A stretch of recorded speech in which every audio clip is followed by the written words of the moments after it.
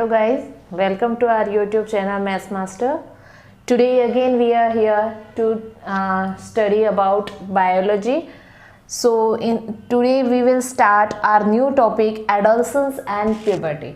Adolescence और puberty की as कब आती है, क्या होता है, उनमें बहुत सारे हमारे बॉडी में चेंजेस होते हैं, तो उसके बारे में आज हम यहाँ पे पढ़ेंगे। लेकिन इसके पहले आप सबसे निवेदन है कि हमारे चैनल को अभी तक अगर आपने सब्सक्राइब नहीं किया है तो जल्दी से सब्सक्राइब कीजिए और मेरे इस वीडियो को लाइक कीजिए। तो यहाँ पे हमारा न्यू टॉपिक है adolescence. What is the meaning of adolescence? Adolescence यानी कि किशोरावस्था। हम एडल्ट हो जाते हैं। जब एक बच्चा पैदा होता है तब वो शिशु होता है, बच्चा होता है, उसके बाद उसकी बाल्यावस्था आती है और उसके बाद उसकी आती है किशोरावस्था, जिसको बोलते हैं हम एडोलसेंस प्यूबर्टी एज।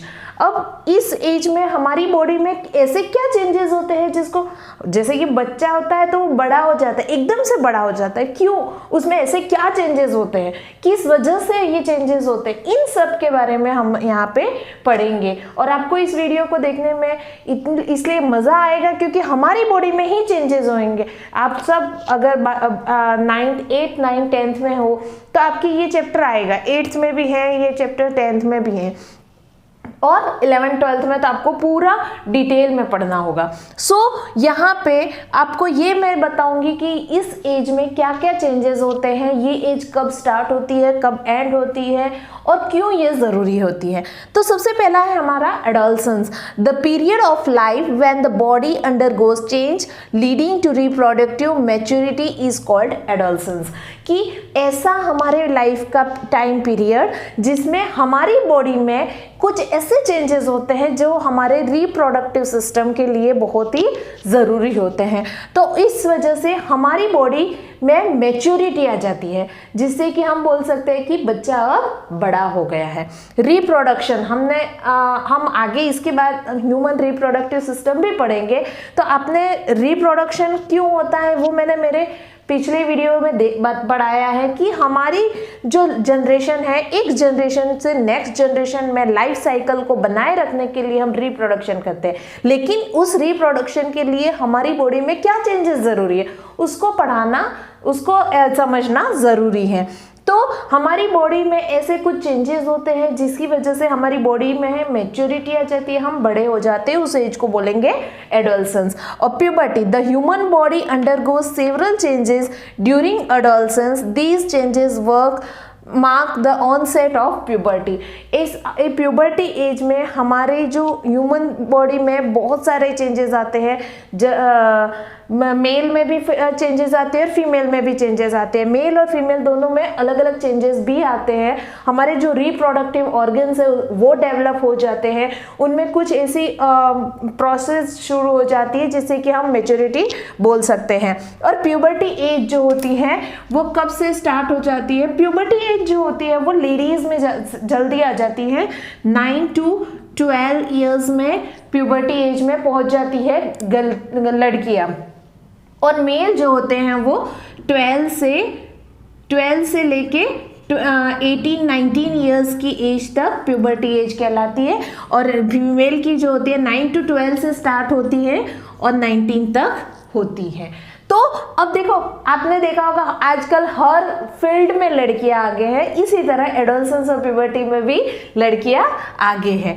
तो इसलिए क्योंकि उनकी एज में उनकी बॉडी में चेंजेस जल्दी हो जाते हैं। आप सब में वीडियो में बहुत सारी फीमेल्स भी मेरा वीडियो देख रही होगी, तो फीमेल्स को तो पता ही होगा कि क्या चेंजेस होते हैं उनकी बॉडी में, लेकिन मेल्स को नहीं पता होगा। जो 8th 9th और 10th के बॉयज हैं उनको ये चीज़ें नहीं पता होगी, तो उनके लिए ये स्पेशल है। तो चेंजेस ऑफ प्यूबर्टी की प्यूबर्टी एज में क्या चेंजेस है, जो मेल में चेंजेस होते हैं वो फीमेल को ज़्यादा आइडिया नहीं है, और फीमेल में जो चेंजेस होते हैं वो मेल को आइडिया नहीं है। तो इंक्रीज इन हाइट, आपने देखा होगा आपके घर में या फिर आपकी एज में, आप 8th 9th 10th की जो एज है आपकी, उस एज में आपकी हाइट एकदम से इंक्रीज हो जाती है। कभी आपको साल भर बाद कोई आपका रिलेटिव देखता है तो बोलता है अरे बाप रे ये तो बहुत ही जल्दी बड़ा हो गया। क्यों? क्योंकि आपकी प्यूबर्टी एज शुरू हो चुकी है और इसमें हार्मोनल चेंजेस होते हैं। हार्मोनल चेंजेस जो हो जाते हैं, हार्मोनल ऐसे हार्मोन्स होते हैं जो सीक्रेट होना शुरू हो जाते हैं, जिससे कि हमारी हाइट एकदम से बढ़ जाती है। सेकेंड, हमारा बॉडी का शेप चेंज हो जाता है, या तो एकदम से हेल्दी मोटे हो जाते हैं बॉयज़ और फीमेल्स, या फिर एकदम से लंबे हो जाते हैं। तो कुछ ना कुछ हमारे बॉडी का शेप चेंज हो जाता है। फीमेल्स में भी उनके बॉडी में चेंजेस आ जाते हैं। फिर आता है वॉइस चेंज। वॉइस चेंज में देखना एकदम से आवाज़ भारी हो जाती है लड़कों की, और लड़कियों की आवाज़ स्वीट हो जाती है। क्यों? क्योंकि हमारी बॉडी वॉइस हमारी ये जो वॉइस है वो किसकी वजह से, प्यूबर्टी एज की वजह से चेंज हो जाती है। फिर डेवलपमेंट ऑफ सेक्स ऑर्गन्स, जो हमारे मेल और फीमेल रिप्रोडक्टिव ऑर्गन्स है, सेक्स ऑर्गन्स है, उनमें वो भी डेवलप हो जाते हैं, जिसकी वजह से प्यूबर्टी एज हम कह सकते हैं। और प्यूबर्टी एज को टीनेजर्स बोलते हैं। इन ये जो बॉयज़ और गर्ल्स होते हैं उनको हम बोलते हैं टीनेजर्स। टीनेजर्स क्यों बोलते हैं? क्योंकि टीन से टीन तक होती है। अब देखना, ये 12 है, 12 के बाद 13 से 19, सब मोस्ट ऑफ टीनेजर्स की एज जो होती है वो 13 से 19 मानी जाती है।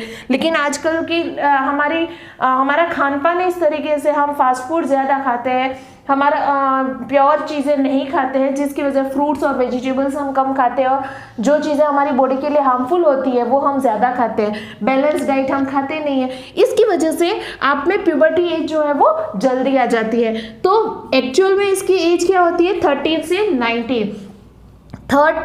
13 में 3 आता है, 14, 15, 16, 17, 18, 19, मतलब टीन से टीन तक, इसलिए इस एज को बोला जाता है टीनेजर्स। अब देखो, बॉयज़ में मेन क्या होता है, क्या चेंजेस आते जाते हैं? एक तो उनकी आवाज़ भारी हो जाती है, फिर उनके दाढ़ी और मूछें आना स्टार्ट हो जाती है।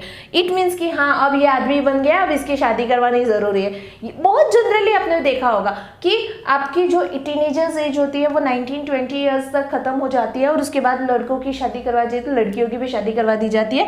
अब भी जनरेशन ऐसी है कि लेट शादी करवा जाए, बाकी पहले दाढ़ी मूछें आ गई मतलब लड़के की शादी करवा देनी है। और वॉइस चेंज, वॉइस आवाज़ भारी हो जाती है एकदम से। किसी बच्चे के आपके घर में भाई होगा तो उसकी आवाज़ चेंज हो जाती है, बहन होगी तो उसकी आवाज़ स्वीट हो जाएगी। तो ये वॉइस में चेंजेस हो जाते हैं, और बॉयज़ में आवाज़ भारी हो जाती है, दाढ़ी मूछें हो जाती है। फीमेल्स में क्या होता है, उनके जो ब्रेस्ट होते हैं वो डेवलप हो जाते हैं, और मेंस्ट्रुएशन साइकिल स्टार्ट हो जाता है।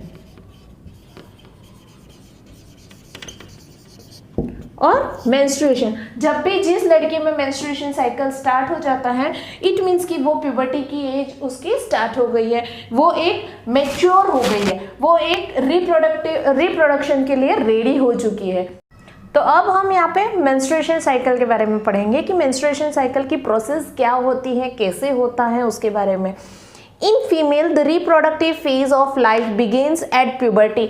जैसा कि हमने पहले पढ़ लिया कि प्यूबर्टी की एज 9 to 12 ईयर्स में होती है, जब फीमेल प्यूबर्टी की एज क्रॉस कर लेती है, और तब ही मेंस्ट्रुएशन साइकिल स्टार्ट होता है। अब मेंस्ट्रुएशन साइकिल जो होता है जनरली 45 ईयर्स और से 50 ईयर्स के बीच तक ही होता है। जब फर्स्ट टाइम लेडीज को मेंस्ट्रुएशन स्टार्ट होता है तो उस एज को बोलेंगे मेनार्क, और जब वो ख़त्म होता है 45 से 50 ईयर्स की एज जो होती है, जब मेंस्ट्रुएशन स्टॉप हो जाता है, चाहे 2-4 साल आगे या पीछे हो सकता है, तो उस एज को बोलेंगे हम मेनोपॉज। मेनोपॉज यानी कि मेंस्ट्रुएशन खत्म हो जाता है, और जब मेनोपॉज की स्टेज आ जाती है तब फीमेल उसके बाद, मेनोपॉज के बाद रिप्रोडक्शन नहीं कर सकती है।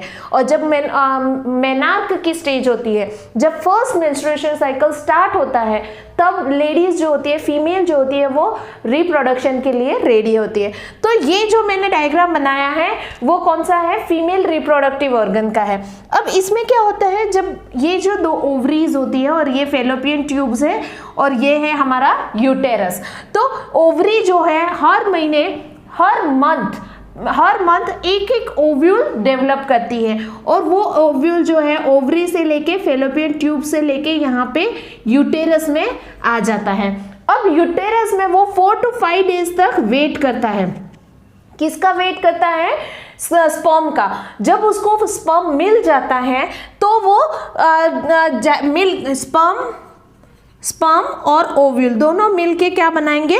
जाइगोट। और जाइगोट मिलके और एम्ब्रियो में डेवलप होगा और एम्ब्रियो से नया बेबी बॉर्न होगा। लेकिन जो अनमेरिड गर्ल्स होती है उनमें स्पर्म नहीं मिलता है, जिसकी वजह से ओव्यूल जो है वो ये जो ओवम जो है वो फूट जाता है। और फूटने के बाद कोई भी चीज, ये ओवम मतलब कि अंडा जब फूट जाएगा तो उसमें क्या निकलेगा, ब्लडिंग होगा। और ये जो यूट्रस की वॉल होती है वो थिक हो जाती है, तो पूरी जो ब्लडिंग है वो वजाइना के थ्रू बाहर आ जाती है। तो जब ये फर्स्ट बार जब फीमेल की ओवरी जो है वो ओवम रिलीज करती है, जब फर्स्ट टाइम ओवम रिलीज करती है और उसको स्पर्म नहीं मिलता है तो उससे वो ब्लडिंग स्टार्ट होती है, और उस जो ब्लडिंग होती है उसको बोलेंगे मेंस्ट्रुएशन। यानी कि ये पूरा प्रोसेस जो होता है वो मेंस्ट्रुएशन साइकिल होता है। हम यहाँ पे एक बार रीड कर देंगे तो generally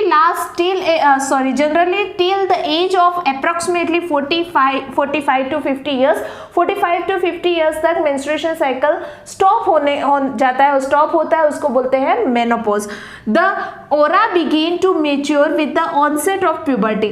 जब प्यूबर्टी की एज होती है aura begin to start, यानी कि ओवम बनना शुरू हो जाता है। On ovum matures and released by one by one of the ovaries once in about 28 to 30 days। अब देखो हर 28 to 30 days के बीच में ओवरी जो है वो एक ओवा रिलीज करती है। सो ये जो प्रोसेस, मेंस्ट्रुएशन का प्रोसेस जो होता है वो हर मंथ होता है लेडीज में, और जिसको जनरली हमारी लैंग्वेज में कुछ लेडीज पीरियड्स बोलती है, टाइम्स बोलते हैं, और मासिक धर्म हिंदी में बोला जाता है। During this period, the wall of uterus becomes thick so as to receive the egg in case it is fertilized and begins to develop. This is result in pregnancy। अगर ये ओवम यहाँ से ओवरी से ovum release हो गया है और वो यूटेरस में आ गया है, और यूटेरस में आने के बाद अगर उसको स्पर्म मिल जाता है तो वो जाइगोट बनाना स्टार्ट हो जाता है, फर्टिलाइजेशन की प्रोसेस हो जाती है, और फर्टिलाइजेशन की प्रोसेस के थ्रू एम्ब्रियो बनना स्टार्ट हो जाता है, और उससे लेडीज जो होती है, फीमेल जो होती है वो प्रेग्नेंट होती है और प्रेगनेंसी की एज आ जाती है। इफ फर्टिलाइजेशन डज नॉट अगर फर्टिलाइजेशन नहीं हुआ, अगर इस ओवा को स्पर्म नहीं मिला तो वो ओवा फूट जाएगा। Then the released egg and the thickened lining of the uterus along with its blood vessels are shed off। इसकी वजह से यहाँ पे जो ये यूट्रस की वॉल्स है, यहाँ पे आने के बाद ओवा जो है वो फूट जाएगा, जिससे कि ब्लड रिलीज होना स्टार्ट हो जाएगा।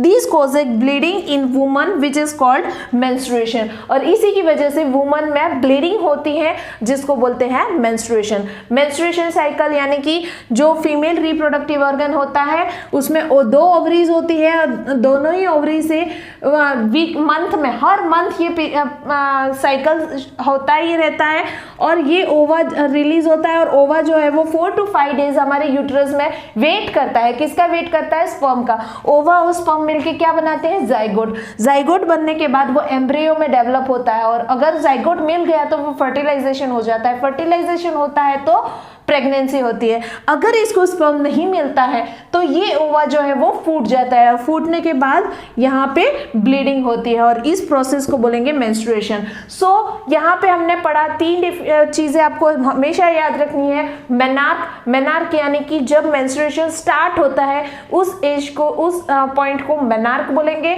अब जब 45 to 50 ईयर्स की एज हो जाती है तब मेंस्ट्रुएशन स्टॉप हो जाता है, जिस प्रोसेस को बोलेंगे मेनोपॉज। सो आपके लिए ये बहुत ही इम्पोर्टेंट वीडियो है, और अगर आपको मेरा वीडियो पसंद आया होगा तो लाइक कीजिए और ज़्यादा से ज़्यादा शेयर कीजिए।